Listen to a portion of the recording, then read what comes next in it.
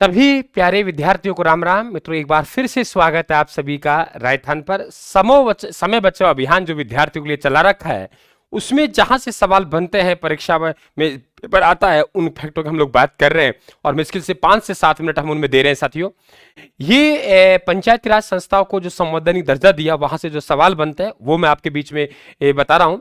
साथियों, एक सामुदायिक विकास कार्यक्रम 1952 में चलाया गया था। अगर पृष्ठभूमि की हम लोग बात करें तो वह सामुदायिक विकास कार्यक्रम 1952 में चलाया गया था। नाम था सामुदायिक सामुदायिक विकास कार्यक्रम। यह 1952 में शुरू किया गया था कार्यक्रम। गांधी जी का सपना था कि जो सुशासन है वो गांवों तक जाए।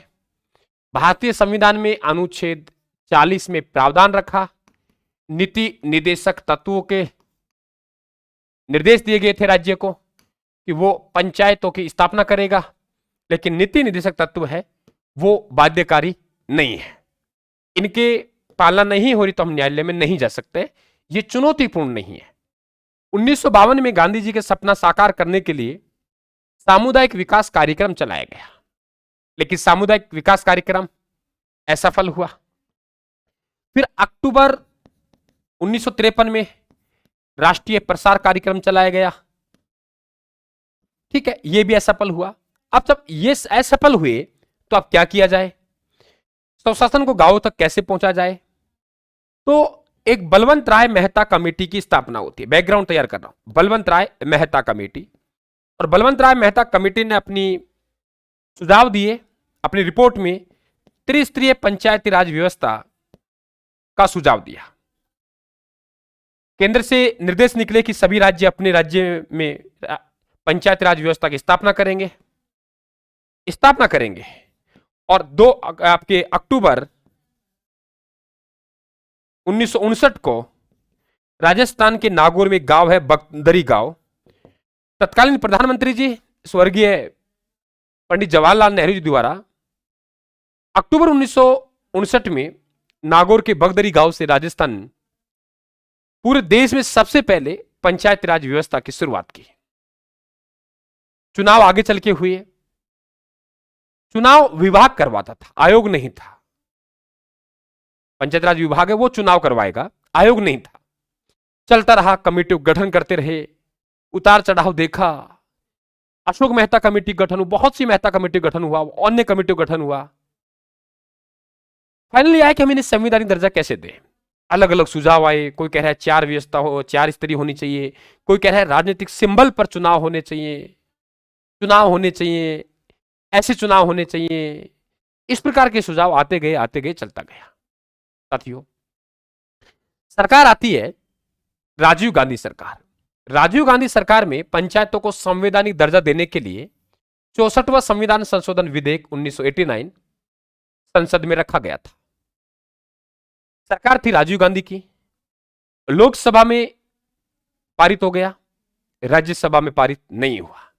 लोकसभा में पारित हो गया, राज्यसभा में पारित नहीं हुआ। इसका मतलब कोई काम का नहीं। आगे चल के सरकार चेंज हुई और पीवी नरसिम्हा राव सरकार आई। पीवी नरसिम्हा राव सरकार के द्वारा 73वें संविधान संशोधन विधेयक 1992 जो पंचायती राज से संबंधित है, यानी पंचायतों से, और 74वां संविधान संशोधन जो कि नगर पालिकाओं से संबंधित है। नगर निकाय, नगर पालिकाएं, संविधान में नगर पालिकाएं लिखा हुआ है।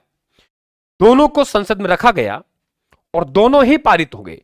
73वां संविधान संशोधन विधेयक 1992, 74वां संविधान संशोधन विधेयक 1992। यह पंचायतों से संबंधित है, अगला नगर पालिकाओं से संबंधित है। और यह जो 73वां संविधान संशोधन है, यह पंचायती राज संबंधित है। तो राष्ट्रपति पर हस्ताक्षर हुए राष्ट्रपति जी द्वारा 20 अप्रैल 1993 को। कोई भी कानून होता है तो वो राष्ट्रपति जी के हस्ताक्षर के बाद ही फाइनल होता है। तो राष्ट्रपति जी का हस्ताक्षर 20 अप्रैल 1993 को हुए, लेकिन ये लागू 24 अप्रैल 1993 को हुआ। इसलिए 24 अप्रैल को प्रतिवर्ष पंचायती राज दिवस मनाया जाता है। 24 अप्रैल को प्रतिवर्ष पंचायती राज दिवस मनाया जाता है। क्लियर? तो राष्ट्रपति द्वारा हस्ताक्षर 20 अप्रैल 1993 को, लागू हुआ 24 अप्रैल 1993 को। 24 अप्रैल को पंचायती राज दिवस मनाया जाता है। संविधान में दर्जा, ये ध्यान रखें आप लोग, संविधान में दर्जा जो भाग 9 है, भाग 9 में पंचायतों को स्थान दिया गया था, भाग 9। और अनुच्छेद 243 से अणे, यहां इन अनुच्छेदों में ये ध्यान रखें आप लोग, पंचायत व्यवस्था को स्थान दिया गया।